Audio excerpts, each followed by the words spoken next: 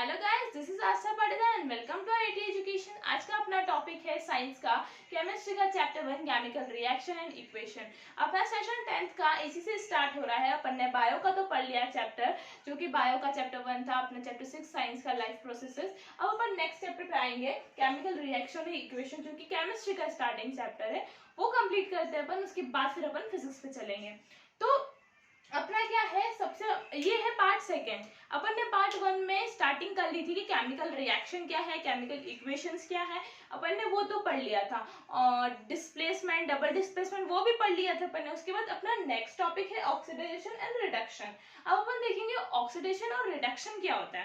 पर yes, oxidation और reduction जो है ये बेसिक कॉन्सेप्ट है। इसके इलेक्ट्रॉनिक कॉन्सेप्ट भी है इधर। पहले अपन बेसिक कॉन्सेप्ट देखेंगे, फिर इलेक्ट्रॉनिक कॉन्सेप्ट देखेंगे। तो पहले अपन बेसिक देख लेते हैं। अपना बेसिक कॉन्सेप्ट क्या है?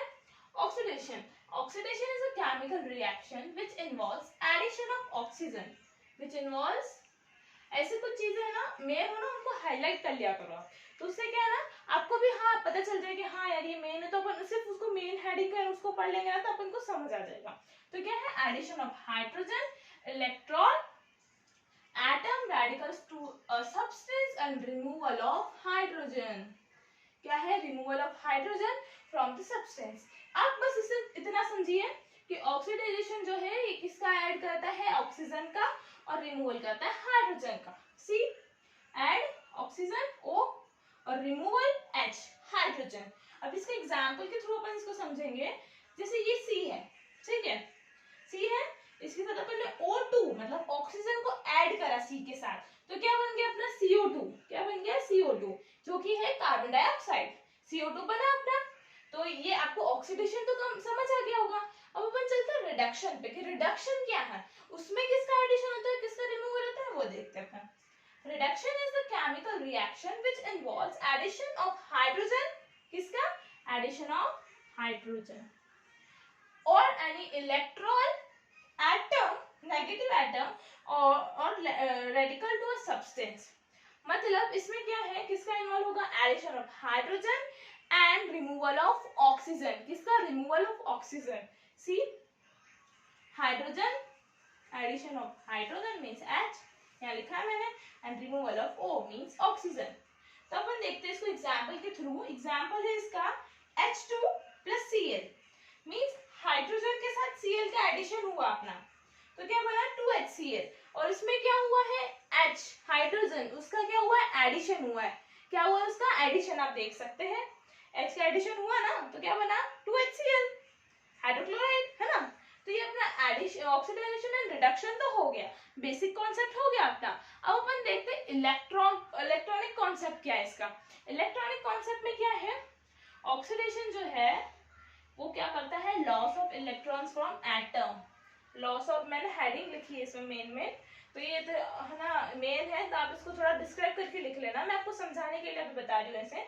तो क्या है? Loss of electron from atoms means oxidisation में ये अलग कॉन्सेप्ट है, ठीक है, इसको और इसको जोड़ना मत। तो इसमें क्या था अपना? Addition of oxygen and removal of hydrogen. But इसमें क्या होगा? ऑक्सीडाइजेशन में लॉस ऑफ इलेक्ट्रॉन, जो इलेक्ट्रॉन्स होते हैं वो लूज होते हैं, lose of electrons from atom, क्या होंगे? लूज होंगे वो, ठीक है, lose of electron from atoms. फिर रिडक्शन में क्या होता है? Gain of electrons from atom, मतलब जो इलेक्ट्रॉन्स होते हैं वो गेन होते हैं, किसमें? एटम। एटम से क्या करते हैं? इलेक्ट्रॉन्स गेन होते हैं, तो वो क्या होगा? रिडक्शन होगा, ठीक है।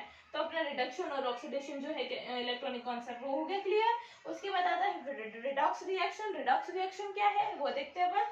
Oxygen and reduction process occur simultaneously, मतलब जो ऑक्सीडाइजेशन और रिडक्शन दोनों प्रोसेस जो है वो दोनों एक साथ एक वक्त पे हो, वो क्या कहलाएगा? Redox reaction. मतलब दोनों साथ में होना रिडॉक्स रिएक्शन कहलाता है, ठीक है।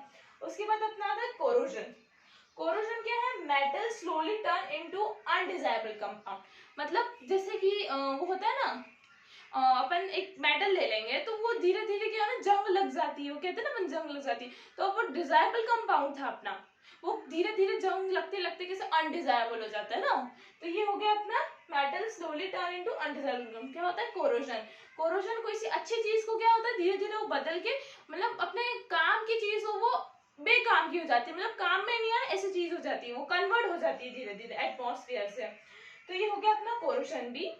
Oxidisation basic concept complete, reduction basic concept complete, फिर इलेक्ट्रॉनिक कॉन्सेप्ट ऑक्सीडेशन और रिडक्शन का कंप्लीट, उसके बाद रिडक्स रिएक्शन कंप्लीट, फिर कोरोशन भी कंप्लीट। अब अपना बच गया एक्सोथर्मिक और एंडोथर्मिक, अब अपन वो करते हैं। तो अब अपना टॉपिक है एंडोथर्मिक एंड एक्सोथर्मिक।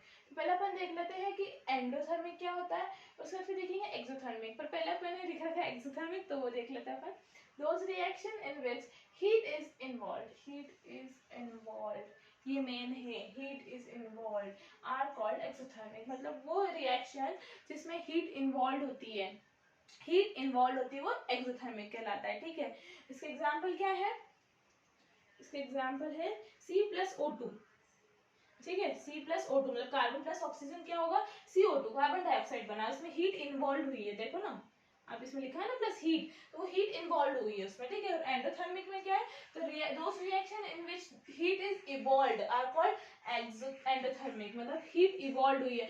इन्वॉल्व और इवॉल्व में बहुत डिफरेंस होता है, सी इन्वॉल्व और इवॉल्व। ठीक है, तो इसमें हीट इवॉल्व होती है ना कि इन्वॉल्व होती है, किसमें, एंडोथर्मिक में। एंडोथर्मिक में हीट इवॉल्व होती है, वो रिएक्शन जिसमें हीट इवॉल्व हो वो एंडोथर्मिक रिएक्शंस कहलाते हैं। इसके एग्जांपल क्या हो सकता है, N2 प्लस O2 मतलब nitrogen plus oxygen in presence of heat 2NO मतलब नाइट्रो ऑक्साइड, नाइट्रोजन ऑक्साइड जो है ना वो बन जाएगा अपना, तो NO बन जाएगा 2NO। ठीक है, तो इसमें क्या हुई, हीट इवॉल्व हुई और इसमें हीट इन्वॉल्व हुई थी। इट सेंस एक्सोथर्मिक में हीट इन्वॉल्व होती है और एंडोथर्मिक में हीट इवॉल्व होती है। सो आई होप आपको एंडोथर्मिक एक्सोथर्मिक दोनों समझ आया होगा।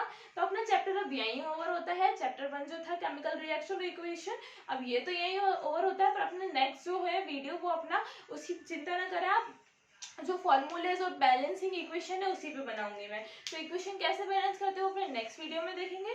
So please like share subscribe my channel and also share to your friends so they can also understand that how easy chapters are this and how we can easily understand these chapters. So thank you and have a good day.